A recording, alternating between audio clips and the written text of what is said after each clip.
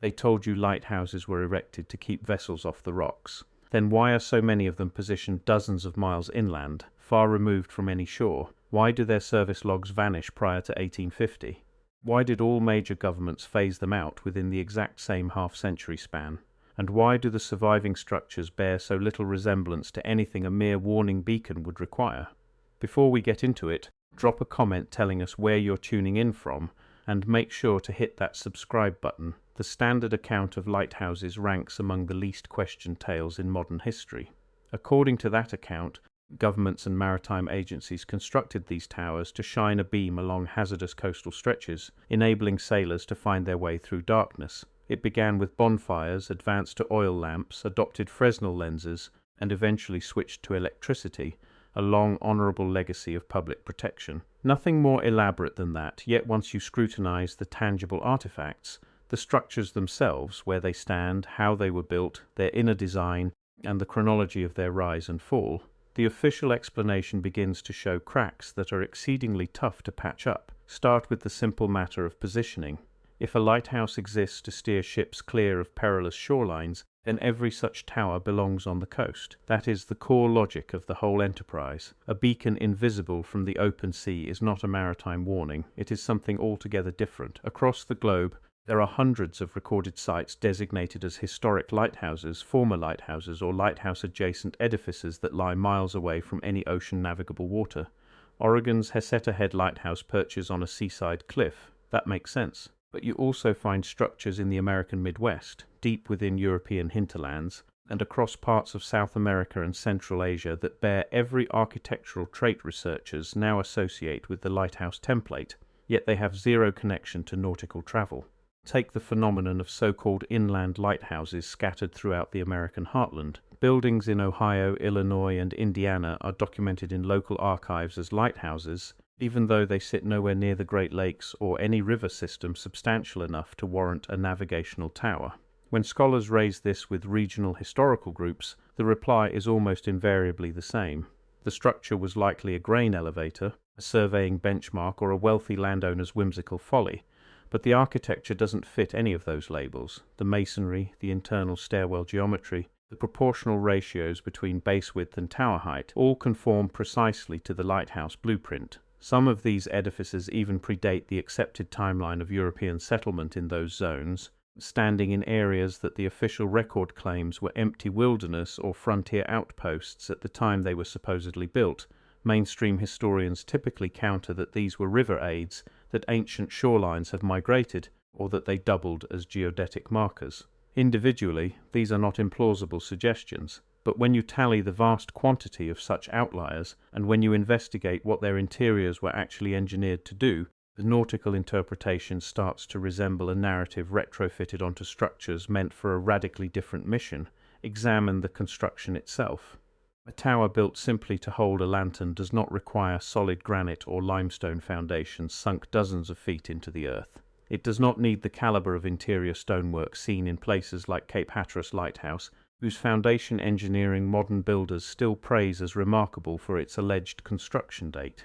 It does not require the recurring geometric ratios found uniformly in lighthouses across separate continents, ratios that proponents of the Tartarian hypothesis identify as matching the architectural signature of what they contend was an earlier global civilization. The Tartarian hypothesis, for those new to it, posits that prior to the history we are taught, before the colonial period, before the medieval age as conventionally defined, there existed a considerably more advanced worldwide society, sometimes termed Tartaria or the Tarian Empire, whose physical works were woven into the terrain of every occupied continent.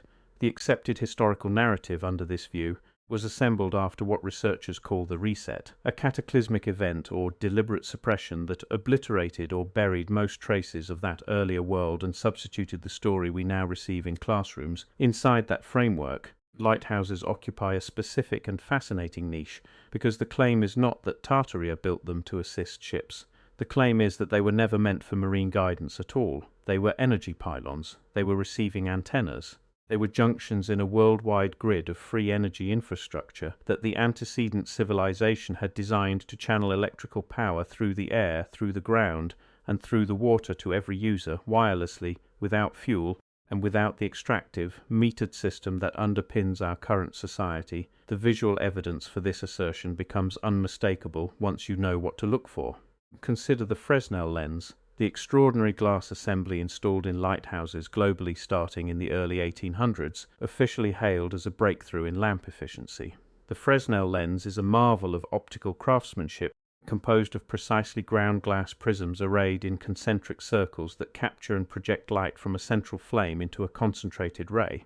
Yet the energy yield of a standard oil lamp, the source these lenses were officially paired with before electricity, is simply inadequate to generate the beams documented in lighthouse records. The reported visibility ranges of major towers, some claiming to be sighted 20-25, even 30 miles out to sea, cannot be produced by a whale oil flame behind glass, no matter how flawless the lens geometry. The laws of physics forbid it. What the Fresnel lens geometry does support, within the alternative interpretation being advanced here, is resonant amplification of an entirely different input. The specific prism angles, the concentric ring layout, the focal point architecture, these align with what investigators describe as traits of a device meant to interact with atmospheric or subterranean electric fields and either concentrate or broadcast them, not merely intensify the glow of a burning wick. And the towers themselves. The height-to-diameter ratio, the narrowing taper from base to top, the chosen stone, the exact positioning of apertures and windows.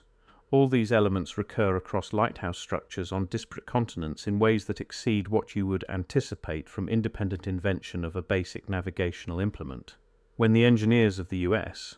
Coast Survey erected towers along American shores in the mid-1800s, they were not simply installing cautionary lights. They were adhering to a geometric and architectural blueprint that had clear antecedents in structures across the Atlantic, structures that long predate the official chronology of American lighthouse construction by centuries. The Pharos of Alexandria, one of the ancient wonders, the beacon that supposedly shepherded vessels into Egypt's harbor for ages before its ruin, fits this alternative narrative in ways the standard story has never adequately explained. Classical writers describe its light carrying to astounding distances, far beyond what any contemporary flame could achieve. They mention mirrors reflecting sunlight by day. Yet the edifice itself, by all accounts, was a tower of immense complexity, multiple levels, intricate internal design, engineering vastly exceeding the demands of a rooftop lamp. Under the Tartarian interpretation, the Pharos was not a lighthouse in the nautical sense. It was the original energy tower, the archetype or the relic of an archetype of the global transmission mesh. Its collapse was not merely the result of time and earthquakes. It was a move in the dismantling of old infrastructure to clear the way for a new regime of controlled power. That brings us to what may be the most persuasive clue in this entire line of reasoning, the decommissioning. Roughly between 1850 and 1950, almost every prominent lighthouse in the industrialized world was either retired, automated, converted to museum status, or had its primary role severely curtailed. The official rationale is straightforward. Radio navigation rendered lighthouses largely redundant, and GPS-era technology finished the job. Naturally, you would phase them out, but inspect the schedule more closely. The widespread shutdown of lighthouses began before radio navigation was dependable enough to actually replace them. In some areas, it commenced before radio navigation existed at all as a workable marine tool. And the process was not merely a matter of letting old assets decay. In numerous documented instances, specific internal elements of lighthouses were extracted, destroyed, or relocated to sites never made public. The lens chambers, the lamp rooms, the internal mechanical assemblies of major towers were gutted far beyond what simple retirement would call for. If these were just aged buildings with oil lamps inside, why would anyone bother removing anything? You would simply extinguish the flame and walk away. The systematic stripping of internal apparatus from lighthouse structures worldwide indicates that those components held interest for motives unrelated to maritime safety.